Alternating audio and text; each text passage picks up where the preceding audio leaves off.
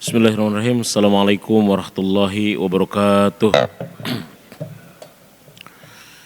Mari kita awali kajian kita dengan baca al-basmalah. Bismillahirrahmanirrahim. Bismillah, alhamdulillah, salatu wassalamu ala rasulillah Nabiyina Muhammad bin Abdullah, la hawla wa la quwata illa billah, amma ba'du. Rabbi syrah li sadri wa yassir amri wahlul uqdatam min lisani yafqahu qawli. Rabbana arinal haqqa haqqan warzuqna ittiba'ah wa arinal batila batila warzuqna istinabah. Qala Allah Ta'ala fi ayatil karim, a'udzu billahi minasyaitonir rajim. Bismillahirrahmanirrahim. Duribat 'alaihim dhillatu aina ma thuqifu illa bihablin minallah wa hablin minan nas wa ba'u bi ghadabin minallah wa duribat 'alaihimul maskanah. Dzalika bi annahum yakfuruna bi ayatillahi wa yaqtulunal anbiya'a bighairi haqq. Dzalika bima asaw wa kanu ya'tadun. Al-ayah. Shadaqallahul azim wa shadaqa rasul karim. Alhamdulillahirabbil alamin. Hadirin Bapak dan Ibu jamaah Masjid Al-Hidayah yang mudah-mudahan selalu mendapatkan curahan rahmat, ridho dan juga bimbingan Allah Subhanahu wa taala. Alhamdulillah, puji syukur senantiasa kita panjatkan kepada Allah Subhanahu wa taala, karena Allah pun senantiasa mencurahkan nikmat, inayah, hidayah, kesehatan, kesempatan kepada kita semua, sehingga alhamdulillah malam hari ini kita masih istiqomah menjalankan ibadah sholat maghrib berjamaah, niatkan i'tikaf, dan kita lanjutkan dengan kajian ilmu yang insyaallah kita hari ini sudah berada di hari Sabtu terakhir di bulan Syawal ya, dan juga Sabtu terakhir kayaknya di bulan April 2025 Masehi. Mudah-mudahan semua rangkaian ibadah kita dari Ramadan sampai Syawal ini senantiasa diterima oleh Allah sebagai ibadah terbaik di hadapannya. Amin ya rabbal alamin. Hadirin jamaah yang dirahmati oleh Allah, di bulan Syawal ini sesuai dengan makna hari raya bagi kita kaum muslimin yang tidak keluar dari dua makna, dua dimensi ya. Hari raya itu dalam Islam memiliki dua makna. Satu makna robbaniyah, makna ketuhanan, karena hari raya itu harus senantiasa diawali dengan pengagungan terhadap Allah, sholat, sunnah id. Kemudian yang kedua adalah makna insaniyah, makna kemanusiaan. Karena setelah kita melakukan sholat, takbir, tahmid, dan tahlil, maka kita melakukan hubungan yang baik dengan sesama kita di antara manusia. Di Idul Fitri, selesai sholat kita silaturahim dan saling memaafkan. Di Idul Adha, setelah sholat kita memotong hewan kurban untuk kemudian dibagikan. Dan ini adalah merupakan syarat mutlak bagi siapapun, baik secara individu maupun secara negara. Kalau misalkan kita ingin hidup kita baik, ingin hidup kita terbebas dari keterpurukan dan kehinaan, maka kita harus melakukan hubungan yang baik dengan Allah, hablum minallah, dan melakukan hubungan yang baik dengan sesama manusia, hablum minan nas. Ini seperti di dalam Quran surat yang ketiga, Ali Imran ayat 112 ya. A'udzu billahi minasyaitonir rajim. Bismillahirrahmanirrahim. Duribat 'alaihim dhillah aina ma thuqifu illa bihablim minallah wa hablim minan nas. Wa ba'u bi ghadabin minallah wa duribat 'alaihimul waskanah. Selamanya kalian akan diliputi kehinaan, keterpurukan dalam hidup ini, kecuali kalian melakukan hubungan yang baik dengan Allah dan hubungan yang baik dengan sesama manusia. Nah, ini kuncinya Pak.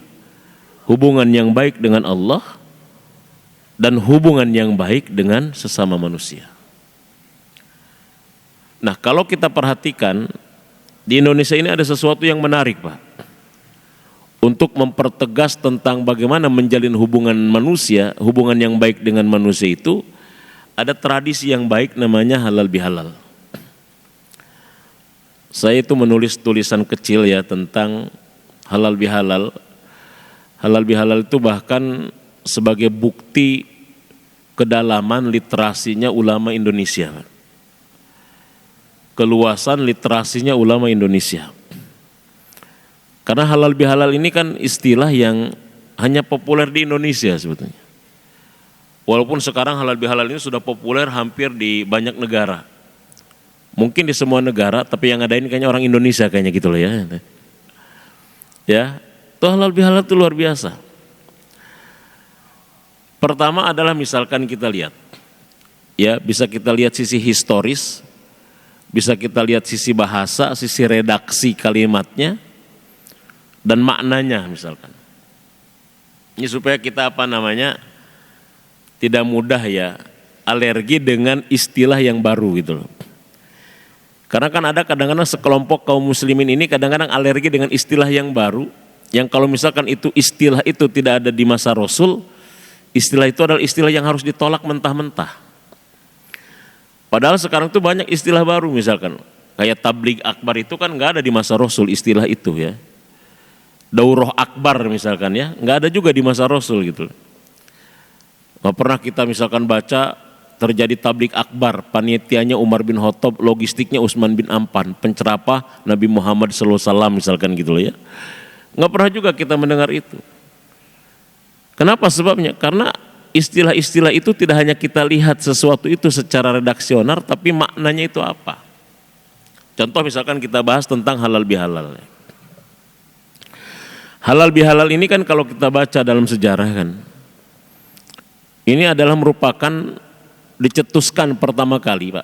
Di Indonesia itu pasca Ramadan di kegiatan Idul Fitri itu ada dua istilah yang populer Pak. Itu pertama namanya halal bihalal, yang kedua liqa'us syawal. Kalau liqa'us syawal ini dipopulerkan oleh Kiai Haji Raden Abdullah bin Nuh, yang saya baca itu begitu. Jadi yang mempopulerkan pertama tentang liqa'us syawal itu Kiai Haji Raden Abdullah bin Nuh yang menjadi nama jalan di Yasmin itu kan, Al-Ghazali. Yang kedua ada namanya halal bihalal, dan ini yang lebih populer.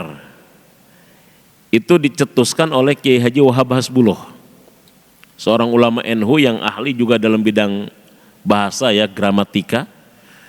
Dia mempopulerkan tentang itu.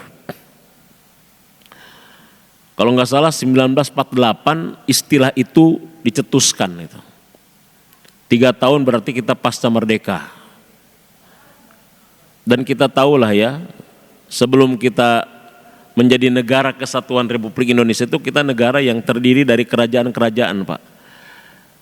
Dari kesultanan-kesultanan.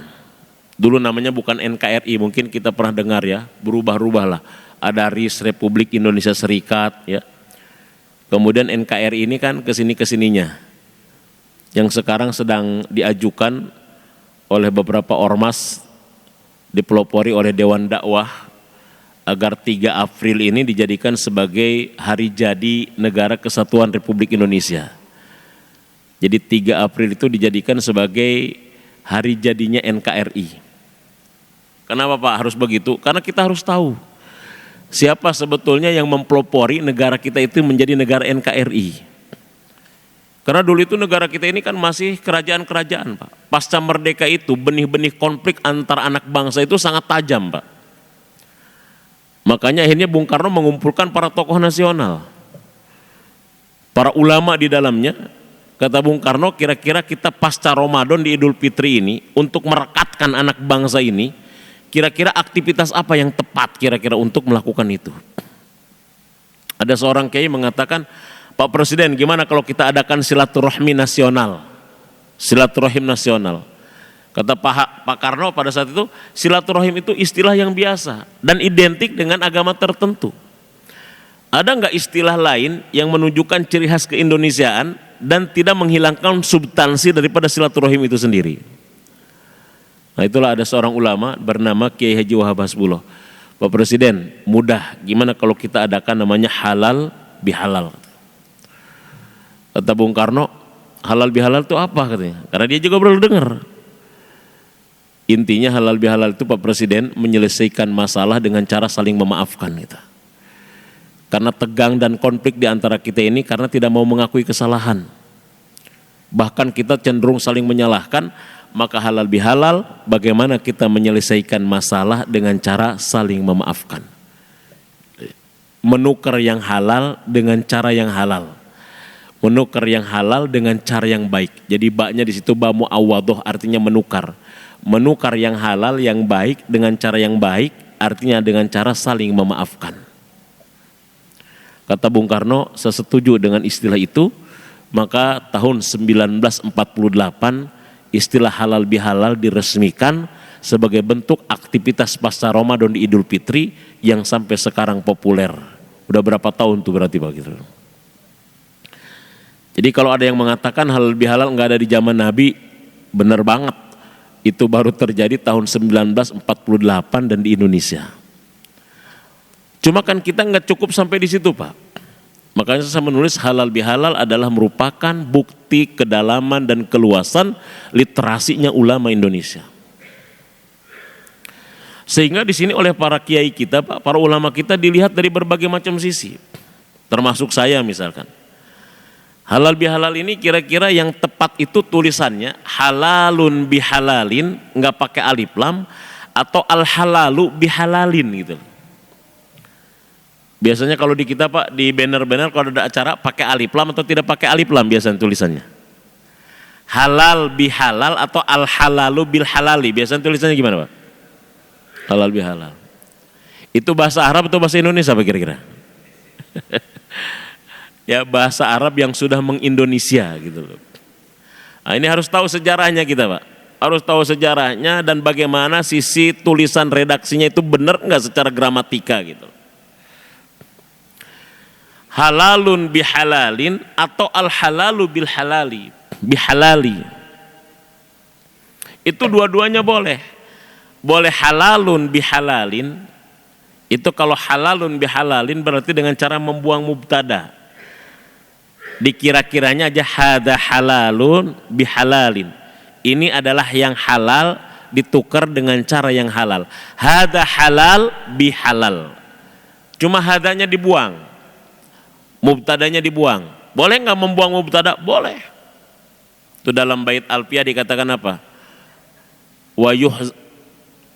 Wayahzafu atau wayuhzafu ma yu'lamu jaizun kama taqulu zaidun man indakuma gitu. Itu di dalam Alfiyah itu begitu.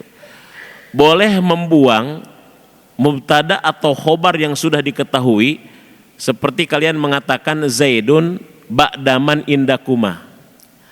Menulis lafaz zaidun setelah tulisan man indakuma. Jadi kalau misalkan kita nanya begini, man indakuma, siapa di samping kalian berdua? Zaidun misalkan. Itu kita boleh man indakuma, siapa di samping kalian berdua? Hadza zaidun atau huwa zaidun. Di samping kalian berdua adalah Zaid. Nah, kita boleh membuang kata huwanya atau kata hadzanya. Siapa di samping kalian berdua? Zaid. Nah, itu berarti mubtadanya dibuang. Jadi kita boleh membuang kata hadza kemudian tertulis halal bihalal. Nah, itu boleh kayak begitu. Tetapi yang paling tepat yang mana Ustaz sebetulnya? Apakah halalun bil halali atau al halalu bil halali? Kalau al halalu bil halali itu tepat. Karena kata halal itu bahasa Arab yang berbentuk nakiroh, sedangkan nakiroh itu nggak boleh jadi mubtada. Gitu kan? La yajuzu ibtidaan bin nakiroh malam yufidka inda zaidin namiroh. Nggak boleh kita membuat mubtada dari isim nakiroh. Isim itu kan dua, ada isim nakiroh, benda kata-kata umum, ya isim yang bersifat umum, ada isim ma'rifat yang bersifat khusus namanya. Makanya saya pernah nulis apa?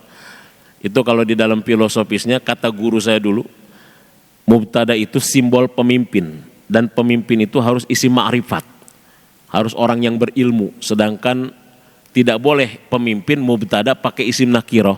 Nakiroh itu gambaran misalkan orang bodoh. Jadi kenapa negara ini rusak? Gara-gara mubtadanya isim nakiroh bukan isim ma'rifat gitu gitu. Ya dulu sampai nulis saya begitu. Tapi nggak di banner karena nggak diblokir. Ya karena mungkin alhamdulillah yang pengamatnya nggak paham kayaknya. Mungkin Ustaz lagi ngebahas nahu kayaknya gitulah. Ya, la yazuzu ibtidaan bin nakirah malam yufid ka inda zaidi damirah. Enggak boleh mubtada itu dengan isim nakirah, harus isim ma'rifat. Salah satu ciri kemakrifatan itu pakai alif lam, makanya al halalu bihalalin. Itu yang tepat. al-halalu bihalalin. Cuma kita kan kagok, mau kemana Pak? Mau ke acara al-halalu bilhalali, kagok kita misalkan.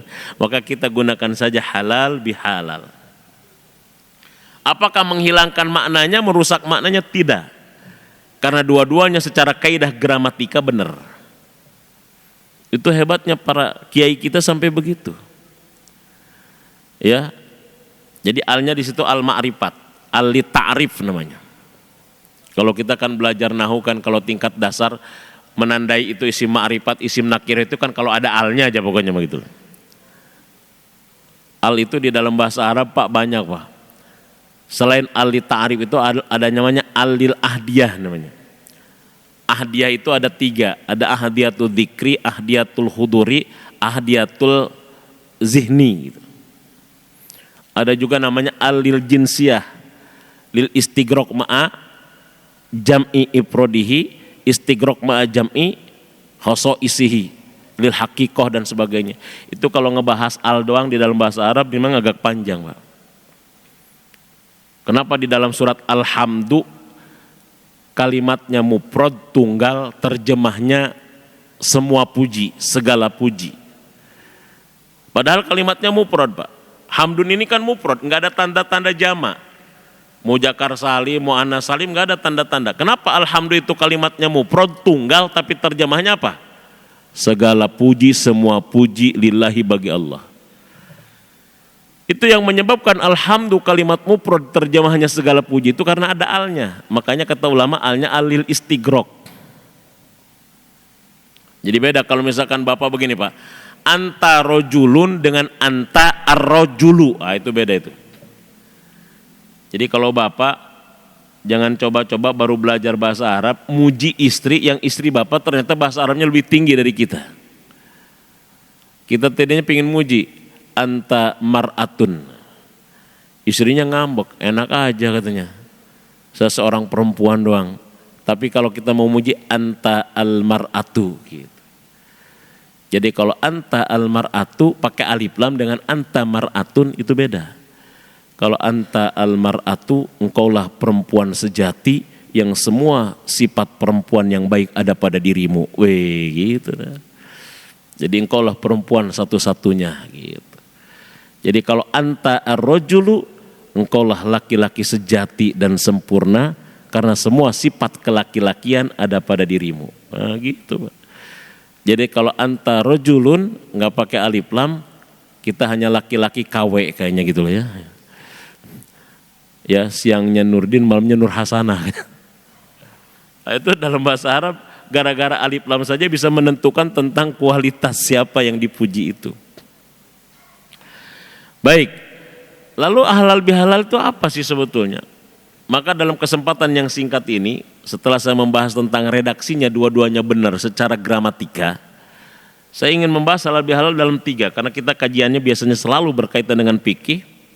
1, halal bihalal itu bisa dilihat dari sisi bahasa. 2, bisa dilihat dari sisi syariat, fikih. 3, bisa dilihat dari sisi Al-Quran dan sunnah Nabi. Jadi kalau Bapak memang mencari dalam hadis Nabi, kitab-kitab hadis, halal bihalal redaksi secara utuh nggak bakalan ketemu. Ada nggak sih kalimat misalkan terkait dengan halal bihalal? Nggak ketemu Pak. Tapi kalau Bapak mau preteli, mau sepil satu persatu, halal, ada nggak kata halal di dalam hadis Pak kira-kira? Ada. Ada nggak kata halal di dalam Quran? Ada. Ada nggak kata halal di dalam bahasa Arab? Ada gitu loh. Tinggal begitu aja sebetulnya. Analisisnya begitu. Jadi dibiasakan Pak, kita itu literasinya harus cerdas. Literasi ini begini nih maksud saya Pak. Literasi itu bukan hanya kita kemampuan membaca sebuah teks, tapi kita harus mampu memahami teks itu sendiri, baik secara tersurat maupun tersirat.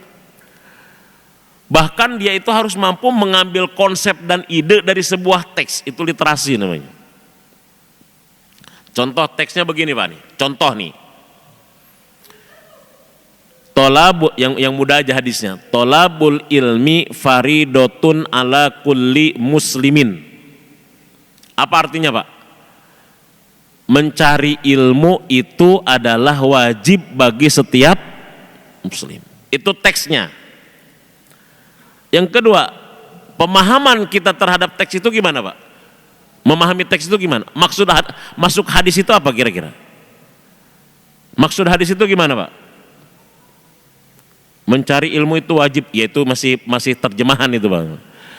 Maksud hadis itu apa? Berdosa kalau misalkan kita satu hari tidak dapat ilmu. Berdosa kalau misalkan kita tidak mencari ilmu. Karena yang namanya wajib definisinya apa? Yusabu fa'iluhu wa yu'aqabu tarikuhu. Berpahala kalau kita kerjakan, berdosa kalau kita tinggalkan. Bapak merasa berdosa nggak kalau tidak sholat Pak kira-kira 5 waktu? Merasa berdosa nggak kalau misalkan nggak puasa bulan Ramadan? Berani nggak ninggalin sholat? Berani nggak ninggalin puasa? Berani nggak ninggalin zakat? Berani nggak ninggalin cari ilmu? Ngerasa berdosa nggak kalau sehari nggak dapat ilmu? Boro-boro, tenang-tenang sajalah Bah, gitu. Itu yang menyebabkan orang dulu Pak, kenapa Islam itu maju?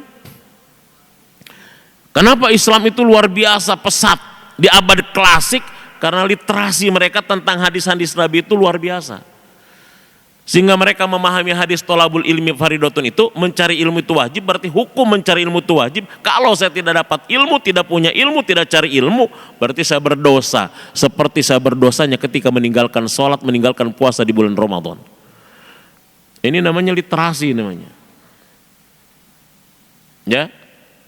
Yang kedua apa? Bisa kemana lagi? Muncul ide, konsep, gagasan dari hadis ini. Oh berarti kita memiliki kewajiban untuk menyiapkan lembaga-lembaga pendidikan di mana anak-anak kita bisa dapat ilmu. Masya Allah. Kan begitu masalahnya. Makanya membangun pesantren, membangun madrasah, membangun kampus. Kampus ada nggak di zaman Nabi Pak? Nggak ada. Sekolah ada nggak di zaman Nabi? Nggak ada. Itu ijtihad dari konsep dasar ide gagasan dari hadis tolabul ilmi faridotun. Jadi dari hadis itu muncul gagasan, muncul konsep lembaga pendidikan namanya. Kenapa? Karena mencari ilmu itu wajib, berarti harus disiapkan sarananya. Sama kayak sholat itu wajib, harus disiapkan sarananya, membangun masjidnya. Kan begitu. Khusyuk itu harus disiapkan sarananya, pakai AC masjidnya, kan begitu. Jadi begitu. Muncul ide, muncul konsep, muncul gagasan. Itu namanya literasi. Muncul namanya pendidikan. Makanya Islam itu dulu berkembang karena kecintaan mereka terhadap ilmu sangat dahsyat. Ya. Terus saya tanya, kenapa Jepang sekarang itu maju? Ya, ternyata yang dibangun pertama kali itu terkait dengan pendidikan. Ya, terus saya itu ketika ke Tokyo kemarin puasa ini, satu saya ke tempat keluarnya, yang kedua saya ke puncak peradaban Jepang itu katanya di tol bawah laut ya. Saya masuk ke situ 5 kilo di bawah laut, panjangnya sampai 8 kilo kan. Kita mau masuk tadinya saya takut. Kemudian supir saya menenangkan, tenang Ustadz, ini tol dalam laut itu dibangun oleh pemerintah Jepang, bukan Indonesia kayaknya. Kalau Indonesia kan kadang-kadang jalan baru aja kan bocor melulu kadang-kadang gitu. Kita cuma ngebendung solokan yang di underpass aja kadang-kadang bocor melulu gitu loh ya. Itu laut sampai 5 kilo Pak, 5 kilo di bawah dasar laut itu. Masuk saya sampai 8 kilo ke sana. Saya lihat tentang bagaimana cara membangunnya, karena di situ ada teatrikalnya. Kemudian akhirnya supir saya bilang apa, yang bawa saya itu bilang, saat ini termasuk pembangunan tersulit bagi pemerintah Jepang. Pembangunan tersulit itu di bawah laut. Saya juga bingung gimana itu ngegalinya sampai di bawah laut 5 kilo kan. Sampai panjangnya 8 kilo. Jadi kita kayak gini, saya muncul di pengan. Itu adanya di Yokohama kan, Omihatori itu. Itu di situ saya itu di situ. Ya. Dan saya katakan, nah, terus akhirnya saya belilah ke tempat-tempat pertaniannya, ada stroberinya segede-gede gini, ya, gede-gede. Saya bilang, wah katanya Jepang itu ketika sudah dibombardir oleh Hiroshima Nagasaki itu, ketika dihancurkan, dia diprediksi tidak akan bisa bangkit lagi. Kenapa ini hasil pertaniannya lebih gede daripada di kita, kata saya kita. Itu banyak yang bertaninya orang Indonesia Pak. Itu ada 2 orang yang saya lihat, satu megang 15 hektar, yang kedua megang 30 hektar. Saya tanya, ini yang ngegarapnya berapa karyawannya? Cuma mereka berdua suami istri saja. 15 hektar suami istri kata saya. Emang apa kata? Ustadz, kita itu difasilitasi oleh negara ketika kita mau bangun. Bahkan negara itu senang kalau ada orang Indonesia mau bertani. Karena di sana itu orang-orang produktifnya sudah semuanya ke industri, tidak mau ke pertanian. Dan di kita ini Ustadz kami sewa. Sewa ke siapa? Ada yang sewa tanah negara, sewa tanah penduduk. Tapi nggak bayar. Sewa di situ nggak bayar. Karena mereka dengan digarap saja tanahnya udah bersyukur.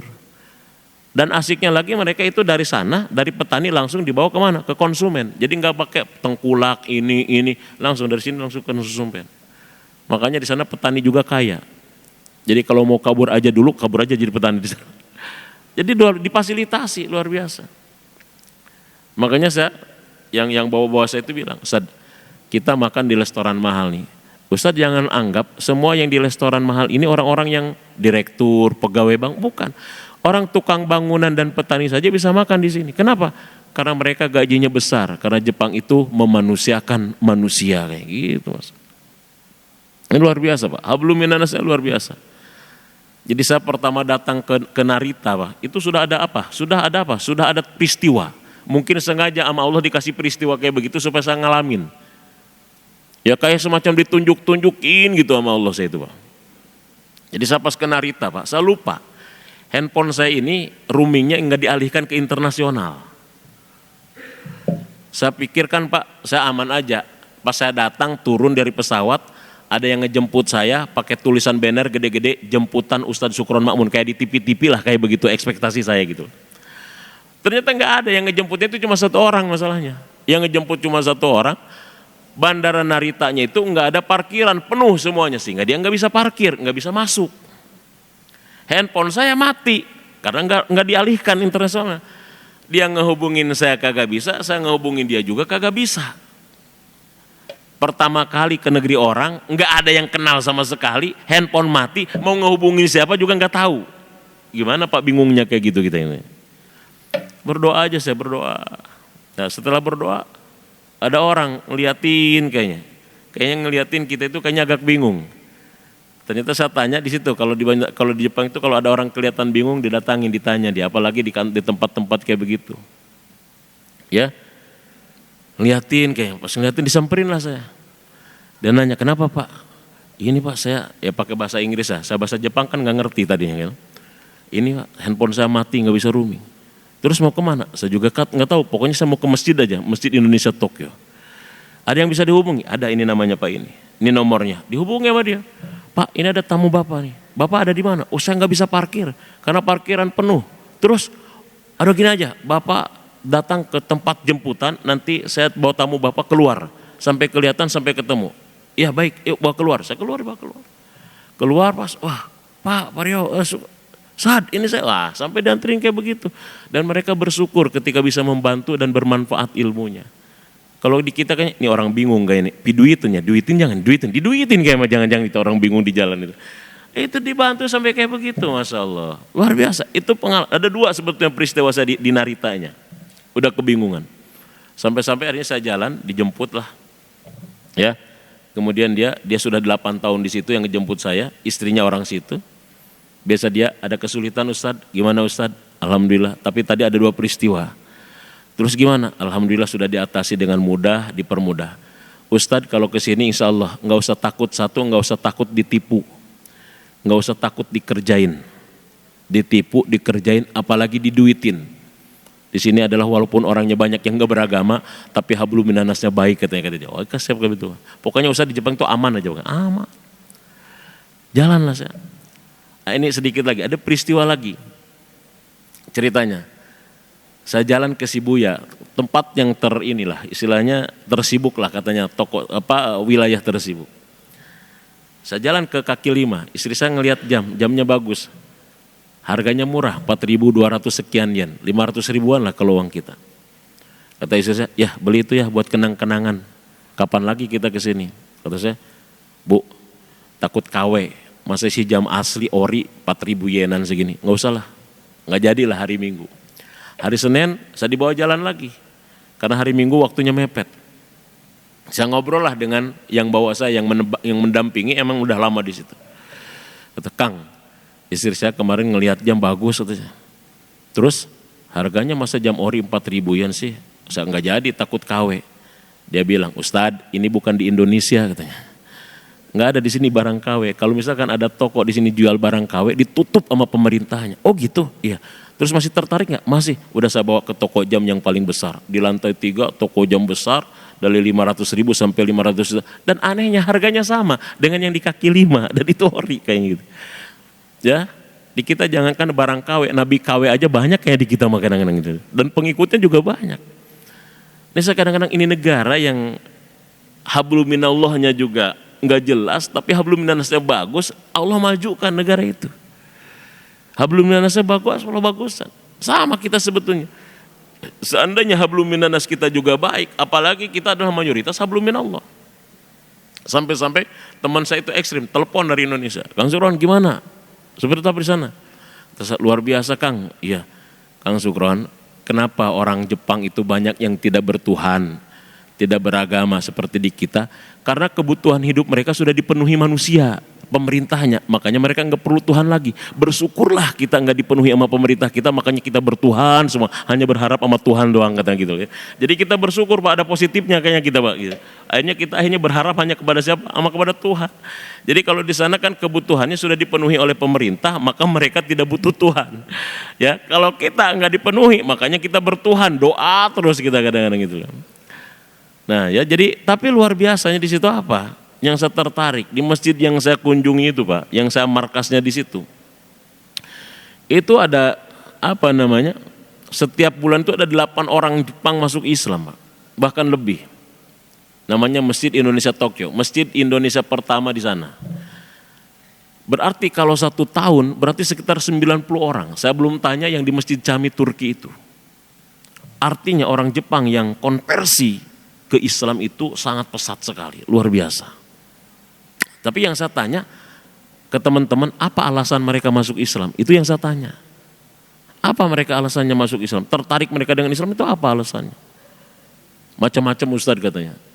Jadi yang kita data macam-macam alasannya.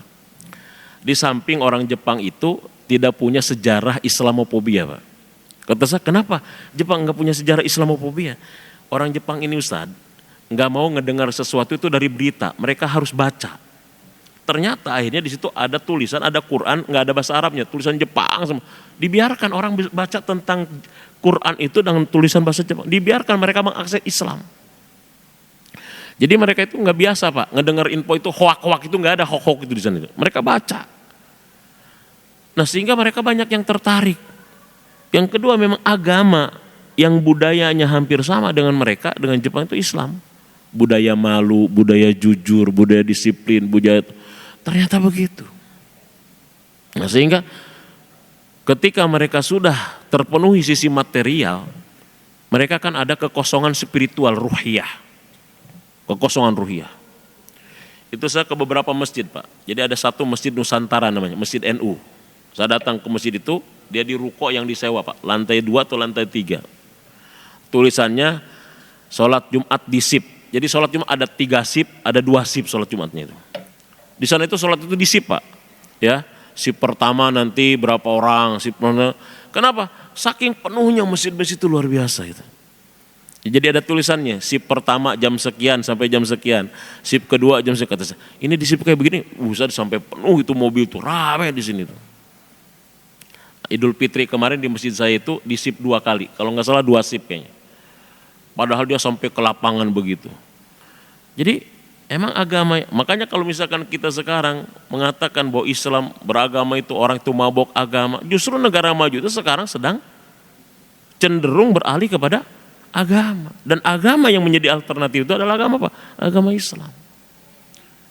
Makanya saya berpesan kepada teman-teman di sana ketika saya tabligh akbar itu apa?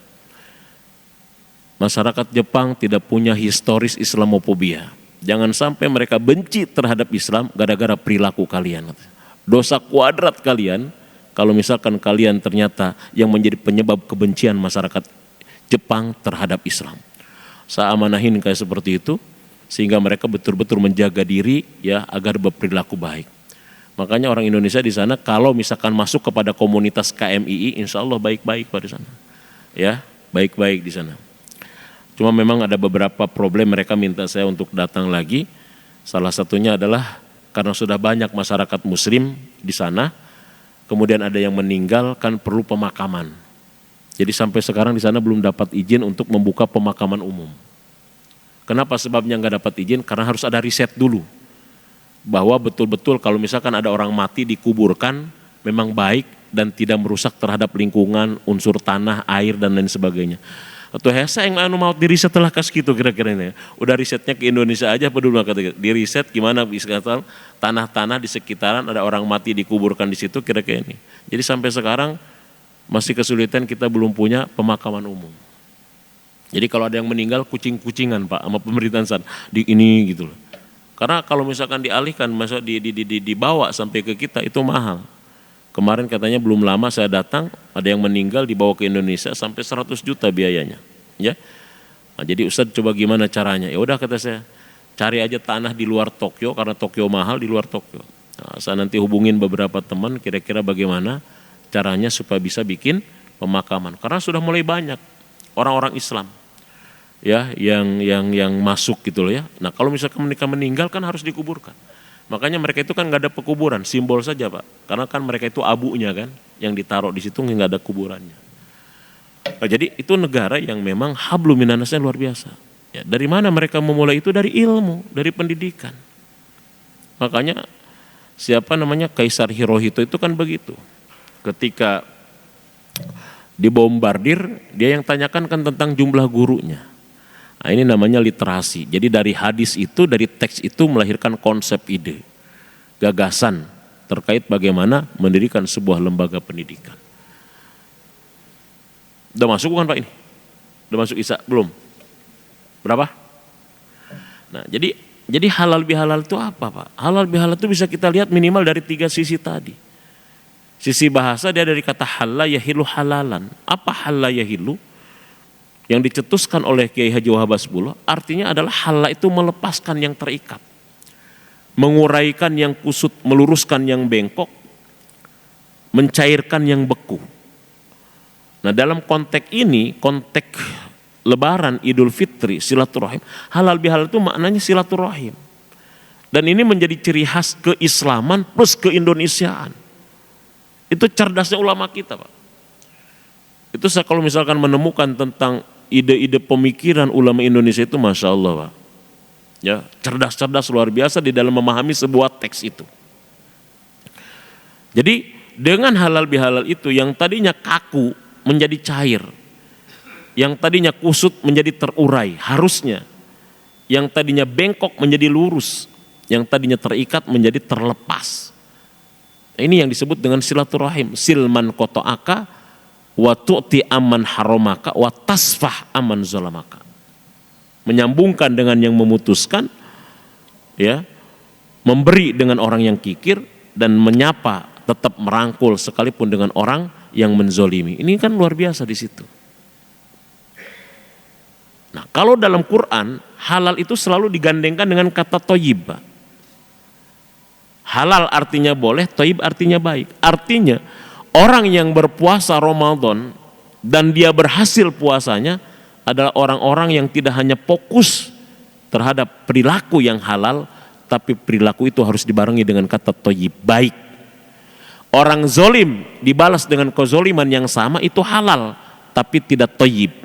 Yang thayyib orang zolim kita maafkan. Orang kikir dibalas dengan kekikiran yang sama itu halal, tapi tidak thayyib. Yang halal dan yang thayyib orang kikir tetap kita baikin. Orang kalau ketemu kita buang muka, kita balas dengan buang muka yang sama itu halal tapi tidak thayyib. Tapi yang halal yang thayyib, orang buang muka kita ambil mukanya kita kasih lagi sama dia Pak. Itulah halalan thayyiban namanya. Jadi Quran itu halal itu selalu digandengkan dengan kata thayyib. Dan itulah orang takwa namanya. Tidak hanya fokus kepada yang halal, tapi halal itu harus digandeng dan dibarengi dengan thayyib. Karena ada perkara-perkara halal yang tidak thayyib. Nabi mengatakan abghadul halal at-tolak. Perkara halal yang tidak disukai Allah adalah perceraian. Itu halal tapi tidak thayyib. Begitu kurang lebih lah ya konsep tentang halal bihalal sebagai bentuk kedalaman ketajaman dan keluasan literasinya ulama nasional kita.